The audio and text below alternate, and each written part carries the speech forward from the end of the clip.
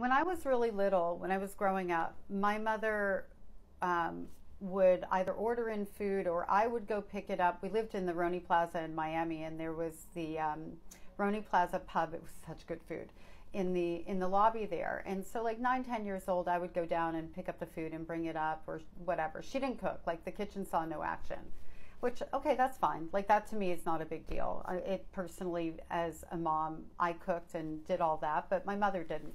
And I don't care about that. In the landscape of things my mother did and didn't do, that wasn't like a big deal. But here's what was a big deal. One day we're down there eating, and my favorite thing to get was the baby back ribs and a Shirley Temple. Like that was a big deal. And my stepdad knew that, and he was more than happy for me to have that. And whether we were in a group of people or it was just the 4 of us eating, that was always my go-to. And one day I'm going to order it, and my mother's like, that's too expensive. Like she says it in my ear. And I was really bewildered because, I mean, this is just what I always got. I got berated after that meal about being a selfish little girl and how dare I order the most expensive thing on the menu and not even ask about it. I'm like 9.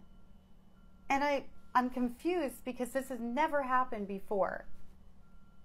And so then after that, I would sit in restaurants at every table I ever dined at with my mother, and even without, but with my mother, gauging her, waiting for an opportunity to be able to order my food so that I could get her approval for what it was. By the way, the ribs were not the most expensive thing on the menu.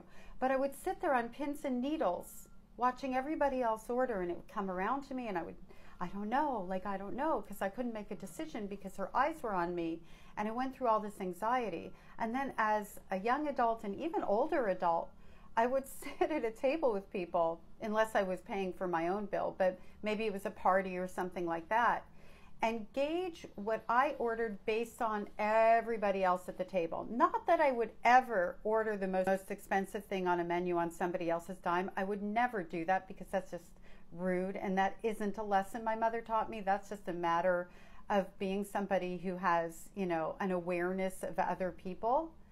But I still sometimes feel that little tinge of, oh, you know, like I have to wait instead of doing what I want to do.